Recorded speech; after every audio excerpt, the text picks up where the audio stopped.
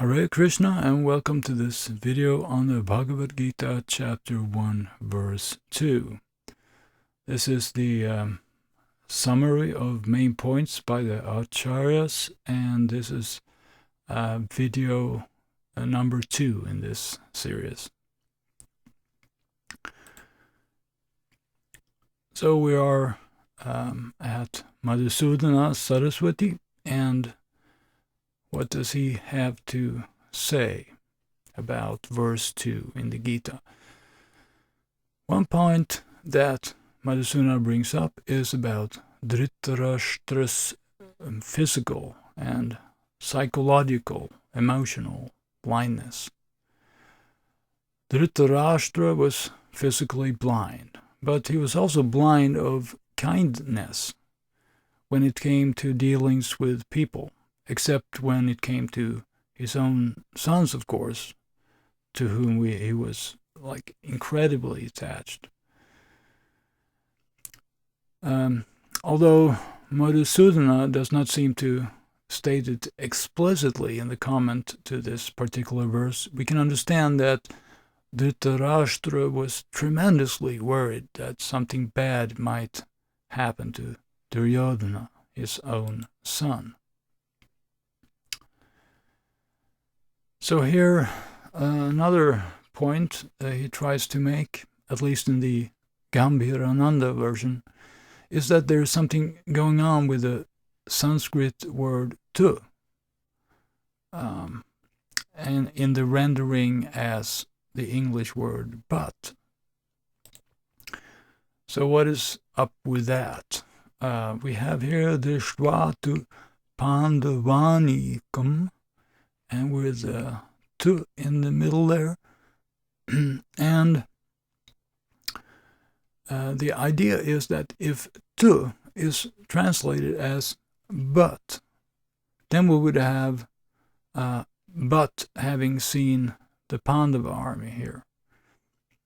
And then, in Madhusudana's estimation, this word but would here then suggest the, quote, superiority of the Pandavas, unquote. But as I've said in another video on this very topic, it is very unlikely that the word but is the correct translation of Sanskrit tu in this particular context. And if that is correct, that would, I think, invalidate Madhusudana's point that tu would indicate the superiority of the Pandavas. But we note here that this wouldn't mean that the Pandavas were inferior or anything like that. No, they were superior. It's just that this superiority is not deducible from the word tu.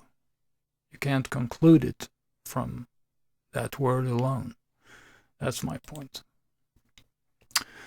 Anyway, he has a third point as well, and this is in regard to the word upasamgamya, which is a gerund and means something with approaching. So after having approached, you could say, or a little less perfective kind of mood with approaching, that you're doing like an ongoing, not having approach, but continuing to approach, like that. So it could mean either of those things.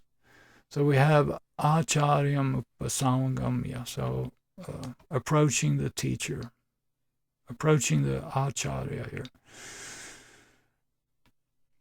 So Madhusudana's idea is then that it is Duryodhana who approaches Drona. So Drona is the teacher, the acharya, who taught him the traditional art of archery.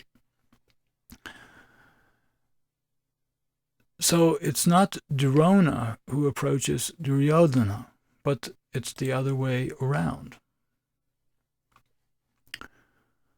But why would Duryodhana, mentioned in this verse as a king, Why would he move at all? Isn't it everyone else who would be approaching the king and not the other way around? And what Madhusudana does is he doesn't answer this question directly, but he says that Duryodhana approaches his teacher out of fear because he was afraid of the Pandava army.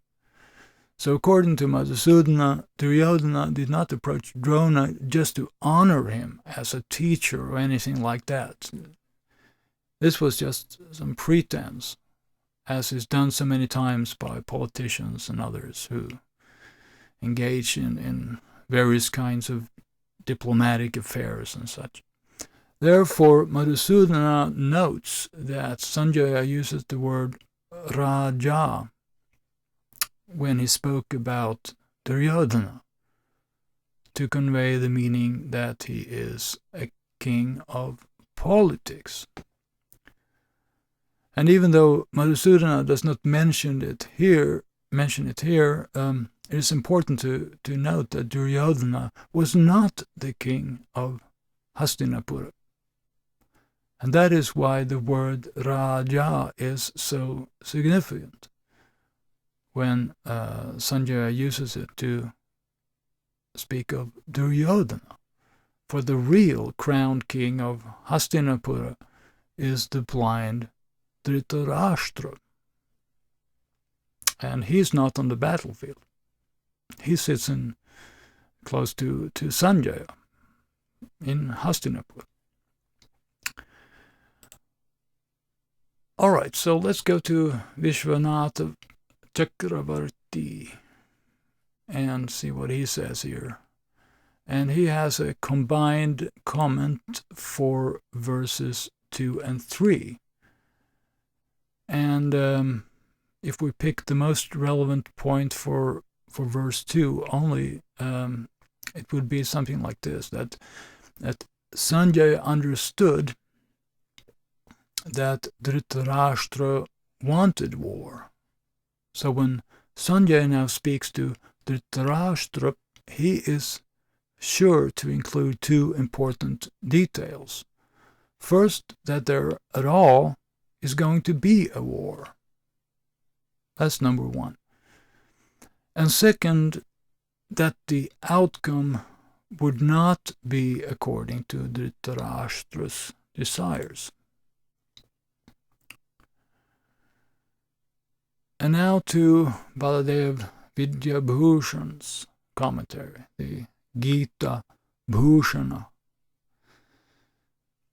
And here we see that Baladeva makes two important points that are similar to points already made earlier by Madhusudana, Saraswati.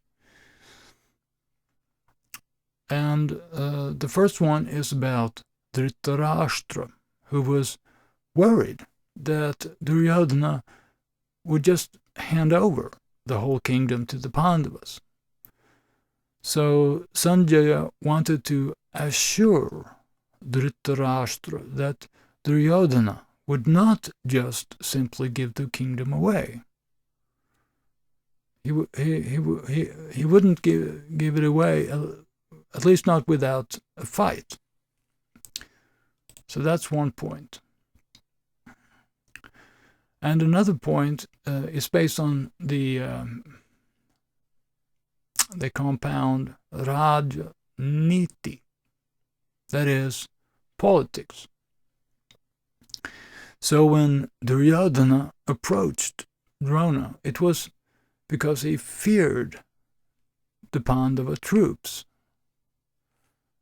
But since Duryodhana was a politician, he made it look like it was out of respect for his guru. So this is why Sanjaya uses the word Raja of Duryodhana, although Duryodhana is not the crowned king. But Duryodhana is the king of politics. That's how Baladeva is looking at it. And now to Bhaktivedanta-Swami-Prabhupada and his comments on verse 2. And one point that Prabhupada makes is in regard to Dhritarashtra's blindness. Previously, Madhusudana has noted that Dhritarashtra's physical and psychological and emotional blindness in his dealings with people other than his dear sons. But here, Prabhupada notes that Dhritarashtra is also spiritually blind, just as his sons were. So he's not only physically blind and psychologically or emotional blind, but also spiritually blind. And his sons the same. So since the Pandavas were not spiritually blind, the conclusion is there that then this would mean that there would never be any real chance of any peaceful resolution of this affair. And the second point that Prabhupada makes is, we can say, a continuation of the previous one. So because the armies were now situated at Kurukshetra, which was a well-known place for religious sacrifices already at that time,